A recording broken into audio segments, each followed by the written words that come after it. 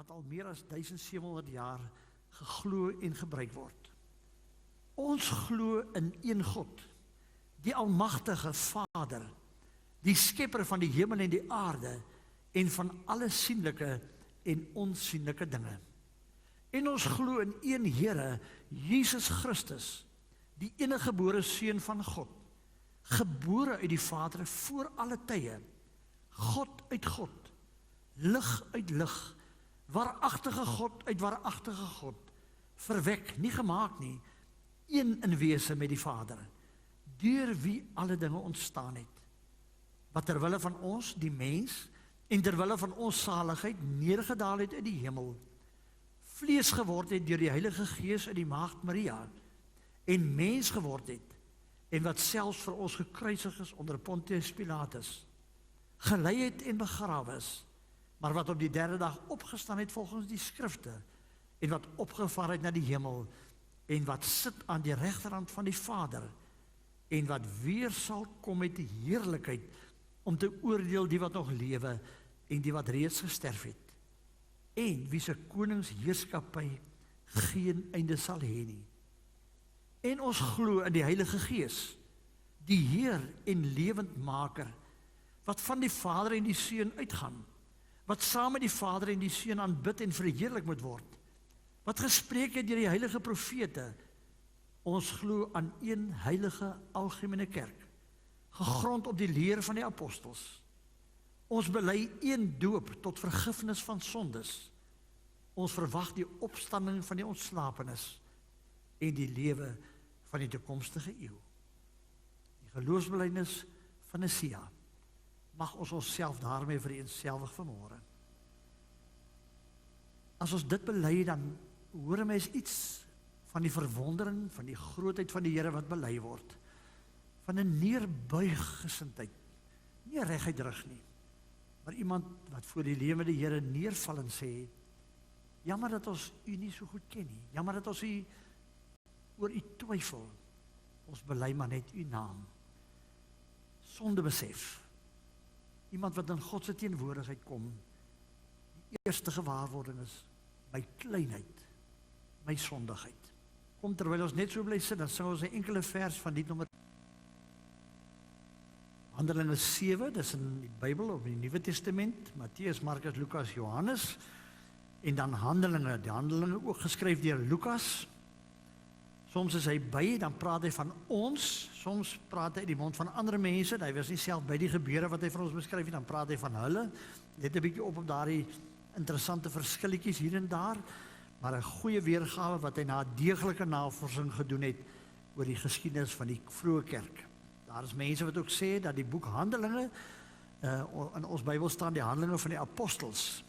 Daar is mense, en ek dink met goeie reg, wat sê eintlik moes dit gewees het, die Handelinge van God, die Heilige Gees. Want dit is die Heilige Gees wat werk, en wat mense tot bekering bring, en wat die kerk laat ontplof in daardie eerste eeu, na Jesus se koms na die aarde toe. Om 'n bietjie die konteks van die geskiedenis van Stefanus se toespraak en sy steniging, sy teregstelling net te ken, moet ons 'n bietjie teruggaan na hoofstuk 6 toe. In hoofstuk 6 is die verkiesing van die eerste diakens. Die gemeente het saamgekom, hulle het baie vroeg het hulle ook, kom ons sê maar, hulpbronne bymekaar gesit, waarskynlik 'n tipe van 'n fonds gestig, en dan mense wat honger gely het en swaar gekry het, hoofsaaklik weduwees, mense wat aan die rand van die samelewing geleef het, dan het hulle gehelp. Maar toe kom hulle agter, dit raak byna voltydse werk, die barmhartigheidsdiens van die kerk. En toe kies hulle 7 manne, en die eerste man wat ons van weet, ons lees daarvan in hoofstuk 6, het hulle aangestel, ons lees die name daarvan, dit was Stefanus, en daar word van hom gesê, vol van geloof in die Heilige Gees, en nou ook Filippus, Prochorus, Nikanor, Timon, Parmenas en Nicolaus. 7 manne, die eerste diakens. Die eerste amp na die apostelamp was die amp van diaken. Lang voordat selfs ouderlinge gekies is om leiding in gemeentes te neem, toe was die diakens gekies en hulle het goeie werk gedoen. En dan lees ons in vers 7 van hoofstuk 6, die woord van God het versprei en die aantal disippels in Jerusalem het aansienlik vermeerder en 'n groot menigte priesters het aan die geloof gehoorsaam geword. So die kerk het begin groei. En dan vers 8, en Stefanus vol genade en krag het groot wonders en tekens verrig. Dit word nie eens van die apostels gesê nie. So 'n diaken het indruk gemaak met die manier waarop hulle mense gehelp en dinge gedoen gekry het. En toe kom maar mense, hulle sê klagtes, hulle begin klagtes sien ons lê, en hulle het bespreek, hulle kon nie eintlik vordering maak om die kerk te vervolg van die tyd nie, en dan lees ons hier by vers 11, 12, hulle toe mense omgekoop, mense omgepraat om vals gerugte. Ons dink fake news is 'n nuwe ding, fake news bestaan maar die, amper sê, solank so die aarde al bestaan. En dan sien ons daar vers 12, hierdie het hulle die volk, die familiehoofde en die skrifkinders opgesweep. Toe gaan hulle Stefanus toe, hulle gryp hom, en hulle sê vir hom, jy maak 'n fout. Wat doen hy? Hulle sê daar in vers 13, hierdie man hou nie op om teen hierdie heilige plek, dis nou die tempel, en vooral die tempel, en die wet, dis eintlik die Ou Testament, te praat nie. Ons het hom hoor sê, hierdie Jesus van Nasaret sal hierdie plek afbreek, en die gebruike verander wat Moses aan ons oorgelewer het. Almal wat in die Sanhedrin gesit het stip na Stefanus gekyk, en gesien dat sy gesig soos die van 'n engel lyk. Interessant. Iemand skryf in 'n preek, hy sê, as jy hieroor wil preek, moet tog nie probeer om soos 'n engel te lyk nie. Bly jy maar net 'n mens. Maar Stefanus het nogal soos 'n engel gelyk. En dan vra hy die hoëpriester toe, ons vermoed is dieselfde hoëpriester wat vir Jesus ook verhoor het, is dit regtig so? En Stefanus het geantwoord, broers en vaders, luister, die God van die heerlikheid het verskyn aan ons vader Abraham, toe hy in Mesopotamië was, nog voordat hy hom in Haran gevestig het, en hom gesê, verlaat jou land en jou familie en gaan na die land wat ek vir jou wys. Dan het hy nou 'n redelike betoog, ek gaan dit nie volledig vir u lees nie, kan dit maar gaan lees. Hy gee eintlik vir 'n tipe van 'n lesing uit die geskiedenis. Hy praat oor Abraham, en as hy eentjie aangaan, dan praat hy oor wat by Sinai gebeur het, die verbond met Isak, en dan hier by vers 9 kom hy by Josef, en hy praat oor Josef, en dan hier in vers 14 is hy by Jakob, en hier by vers 19, dan stel hy vir Moses aan hulle bekend, hy sê, toe Moses gekom, en hy vat hulle so deur die geskiedenis van die godsdienstige Jode van daardie tyd. En dan as jy blaai, in my Bybel is ek nou bladsy 146, ja, dan is hy weer terug by Abraham en Jakob, en dan sê die Here het oral verskyn op baie plekke, daar was 'n lang tyd waar daar nie tempels en sinagoges was, wat kon afgebreek word of so nie. Hy sê byvoorbeeld die Here het aan Moses verskyn sommer daar tussen niks en nêrens, daar was niks, net 'n bos wat brand. Toe word dit die heilige plek. Hy sê, julle het 'n bietjie verkeerde idee.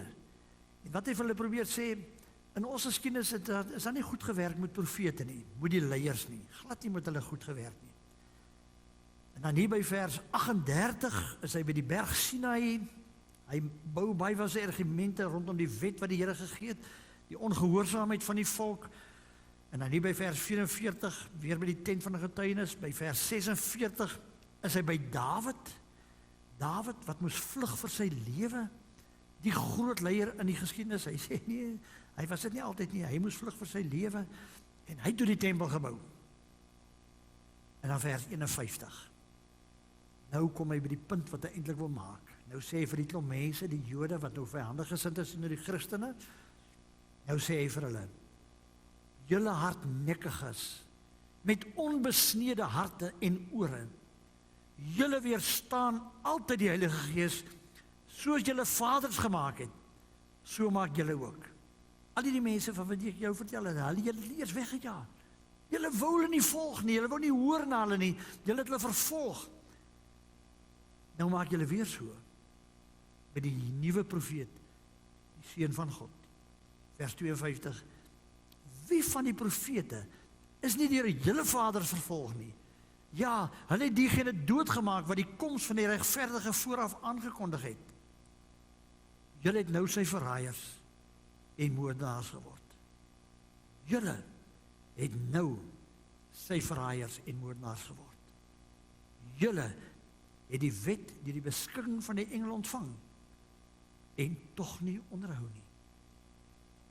Toe hulle dit hoor, was hulle woedend in hulle harte, en het hulle op hulle tande begin kners oor hom. Maar Stefanus, vol van die Heilige Gees, het stip na die hemel gekyk en die heerlikheid van God gesien en Jesus wat aan die regterhand van God staan. En hy het gesê, kyk, ek sien die hemel geopen en die Seun van die mens aan die regterhand van God staan. Maar hulle het toe luidkeels geskreeu, hulle ore toegedruk en soos een man op hulle afgestorm. Nadat hulle hom uit die stad uitgesleep het, wil hom stenig. Die getuies het hulle boorklere neergesit by die voete van 'n jong man bekend as Saulus en hulle het Stefanus gestenig, terwyl hy uitroep, Here Jesus, ontvang my gees. Hy het op sy knie geval en met 'n harde stem uitgeroep, Here, reken hulle hierdie sonde nie toe nie. En met die woorde het hy ontslaap, het hy gesterf. Saulus het die moord op Stefanus goedgekeur. Op daardie dag het daar 'n hewige vervolging teen die gemeente in Jerusalem ontstaan. En almal behalwe die apostels is deur die streke van Judea en Samaria verstrooi. Hulle moes vlug. Vroeë manne het Stefanus begrawe en uitermate oor hom gerou. Maar Saulus het die gemeente probeer uitroei deur huis na huis binne te dring, man sowel as vroue na buite te sleep en hulle in die tronk te laat gooi. Die wat verstrooi is, het rondgetrek en die evangelie woord verkondig. Ons lees dit tot hier met mekaar saam. Die eerste gemeente in Jerusalem is waarskynlik minder as 'n jaar, 'n paar maande oud. Hulle het 'n paar probleme, hulle het 'n paar mense wat met vals motiewe deel word van die kerk, maar die kerk groei. Hulle is gewild. Die mense volg hulle. In daardie tyd was die kerk waarskynlik nog nie bekend as Christene nie, maar as mense van die weg, na aanleiding van wat Jesus gesê het, ek is die weg, die lewe en die waarheid. Het hulle probleem met mense wat swaar kry, wat nie kos het om te eet nie, wat verwaarloos word, en hulle kies die diakens, waarvan Stefanus die leier waarskynlik was. 'n geesgedrewe, entoesiastiese, getuigende Christen, wat leiding geneem het, baie sterk leiding geneem het in daardie tyd. En dan ontvou Handelinge 7 as waarskynlik 'n belangrike hoofstuk, maar dit is eintlik 'n slegte stuk geskiedenis. Handelinge 7 wat eintlik die deur na die toekoms oopbreek vir die kerk. Wat hy die kerk eintlik in die wêreld instamp. En die weg van die evangelie in die groter wêreld uiteindelik tot by ons voorvaders in Europa eintlik voorafgaan. Hulle het 'n klag probeer fabriseer teen Stefanus. Hy het die geleentheid gebruik om vir hulle te sê, kyk maar in die geskiedenis van ons eie volk. Gaan lees maar die geskiedenis. Moses was eers weggejaag. Hulle wou hom nie volg nie. Abraham. Mense het hom verwerp, gedink hy's mal. Die profeet het julle doodgemaak. Dawid moes vlug vir sy lewe. Hy het eers later koning geword. En is nog 'n gewoonte as ons kyk in selfs ons eie geskiedenis. Sterk leiers. Mense wat in tye van nood opstaan en met nuwe gedagtes, met nuwe rigtings kom, word dikwels nie aanvaar nie. Mense hou in wese nie van verandering nie. Mense hou daarvan om te bly by die goed wat hulle ken. Ja, kyk maar in ons eie volk se geskiedenis. Die groot leiers het nie monumente gekry terwyl hulle geleef het nie, maar monumente nadat hulle dood is. Dit lyk my dit is maar hoe die mensdom werk met sterk leierskap. Verwerp hulle eers, agterna word die waarde en die krag van sulke mense besef en gebruik. En dan kom Stefanus en in die geselskap teen die mense wat hom aankla, verdedig hy homself. En hy sê 'n paar goed in hierdie betoog van 'n hele klompie verse wat jy rustig kan gaan deurlees. Eintlik mooi om goed om deur te lees. Geen nogal vir mense 'n voorvlug oor die boodskap en die verloop van God se werk in die Ou Testament. Hy sê onder andere met daardie betoog van God se genade, God se werk is nie beperk tot sekere mense en sekere plekke nie. God kan God wees oral. Ons kan hom nie beperk nie, julle probeer hom beperk. Dwars deur die geskiedenis roep God mense en hy gebruik mense ondanks die teenstand wat sulke mense aanvanklik kry. Hy wys vir daarop hoe dat die volk Israel gedwaal het. hoe dat hulle sonde gedoen het, nie die wet nagekom het nie. En hy hou hierdie prentjie voor hierdie mense, totdat die mense eintlik woedend word, want het geweet hy praat die waarheid. Hulle kon hom eintlik nie antwoord nie. Maar toe hy sê dat hy God sien, en dat die Seun van God langs sy Vader staan in die hemel, toe is dit vir hulle genoeg rede om hulle klere te skeur. Want dis Gods lasterlik, volgens die wet van die Jode. Dit regverdig steniging. My broer en suster, om iemand met klippe dood te gooi, is nie mooi nie. Daar was spesifieke voorskrifte. Hulle moes eers die man uitneem uit die stad. Hy mag nie in die stad doodgemaak word nie. Hulle moes hom na 'n hoogte neem wat min of meer 2 maal so hoog is as dat die man lank is, die persoon wat hulle wil stenig. So 'n skotige hoogtetjie. Dan moes hy afgestamp word. Verkieslik deur die hoofgetuie. Moes hom afstamp van die hoogtetjie dat hy val. En as hy nie sterf in die val daarna nie, moes die volgende een 'n groot klip vat. Die man moes op sy rug gedraai word en die klip moes op sy borskas laat val word, op sy hart. As hy dan nog nie dood was nie, moes al die teenwoordigers so gou as moontlik met soveel as moontlik klippe daardie persoon doodgooi. Letterlik doodmaak met klippe. Dis aaklig. Dis meermale gedoen. Vreeslik. Ek wil 'n aaklige ding sê. Ek dink ons gooi vandag nog klippe. Dalk nou nie meer in ons beskaafde, mooi, moderne samelewing fisiese klippe nie.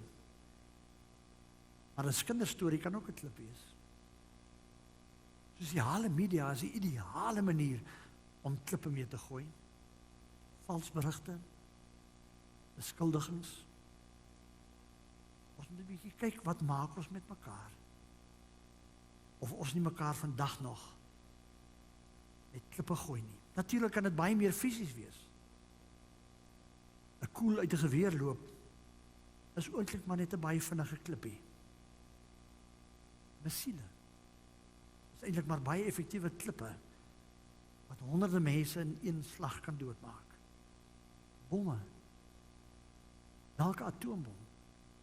Ek dink die mensdom gooi nog altyd klippe. Ons raak net 'n bietjie meer gesofistikeerd. Ons wil altyd sien waar val die klip, hoe val die klip, hoe sterf die mens nie. Maar dit vat nie veel van 'n wêreldleier om 'n knoppie te laat druk, 'n bom te laat val op 'n plek ver van hom af nie, buite sig. Ons maak mekaar nog steeds dood. Ons oordeel mekaar nog steeds. Ons gooi maar nog altyd klippe. Maar Stefanus sterf na die voorbeeld van Jesus Christus. Hy het geweet wat het gebeur met Jesus. En ook in sy sterwensoomblik volg hy die Here na. Here, vergeef hulle sondes, moet hulle dit nie toereken nie. En in navolging van Jesus sê hy, Here, neem U my gees. En hierdie skrikwekkend aaklige gebeurtenis word 'n wentelpunt in die geskiedenis van die kerk. Want die mense het geskrik, die eerste Christene wat in die veiligheid van hulle tuisstad en hulle huise gesit het, moes met eens vlug, want hulle kon al die volgende slagoffer wees. En hulle vlug in die omstreke in. En sover as wat hulle gaan, vertel hulle vir mense van Jesus. En dis eintlik onbewus, onbedoeld, ontplof die kerk. Die kerk groei. Mense kom tot geloof. Die getalle en die invloed van die wêreld in die wêreld van die kerk neem hand oor hand toe. Totdat die Christendom uiteindelik so groot invloed in die bekende wêreld gehad het van daardie tyd, dat dit staatskerk geword het, beskerming gekry het, toe die klippe verander, en het Christene mekaar dikwels met klippe begin gooi, tot ons skaamte. My broer en suster, hierdie verhaal leer vir ons, dat die prys van disippelskap soms baie, baie groot is. Om die Here se naam te ken en te bely, toets soms 'n mens se geloof. 'n toets of ons werklik uit liefde gebore is. Of ons regtig weet wat vergifnis is. Die verskil in die akteurs in hierdie verhaal, die mense wat optree, is die ongebreidelde haat, die blaatante, openlike haat wat uit die Jode gekom het. En die liefdevolheid, die vergewensgesindheid, die sagtheid waarmee die Christene gereageer het. Dis vir ons 'n les. Ek wonder of ons weet wat die effek daarvan is. Deur haat met haat te vergeld, en niks goeds nie. Maar as haat doodloop, die sand van die liefde, dan stop dit. Dis daarom geen wonder dat Jesus vir ons gesê het, dat ons moet lief hê nie. Dat ons liefde self verder moet strek as die mense wat ons lief het. Ons moet selfs ons vyande lief hê, hulle wat vir ons haat. Stefanus se optrede en sy liefde, die manier waarop hy sterf, die voorbeeld van Jesus wat hy op so 'n manier volg, maak van hom 'n held. Die eerste martelaar wat sterf. In 'n aaklige wêreld help die Heilige Gees ons om as God se kinders lig en vrede te bring. Mag die Here gee dat ons vervolging vryspring. Mag hy ons en ons nageslag bewaar daarvan. Mag hy vandag wees by die mense wat swaar ly, wat vervolg word, wat seer kry, toegesluit raak, hulle vryheid ontneem word, bloot omdat hulle die naam van Jesus ken en dien. Mag ons die vryheid wat ons het gebruik, dat ons nie hierdie aakligheid moet beleef nie. Mag die Here van ons, sy kinders, ligdraers en vredemakers maak, elke dag. Die kerk ontplof, dit was tot ons voordeel, want ons voorvaders is uiteindelik ook bereik deur die evangelie. En hier sit ons vandag, die draers van hierdie boodskap. Mag die Here ons bewaar in 'n aaklige wêreld. Amen. Here, die Here gaan wees sy kinders in 'n wêreld, al kry jy teenstand, al is dit soms sleg en die omstandighede nie na wense nie. Mag die Here vir u sy vrede gee en van u sy kind maak elke dag. Die genade van God ons Vader bly by u. Die vrede en die liefde van Jesus Christus, ons Verlosser, bly by u. Die teenwoordigheid, die wysheid en die troos van die Heilige Gees bly by u elke dag. God die enig, sien u elke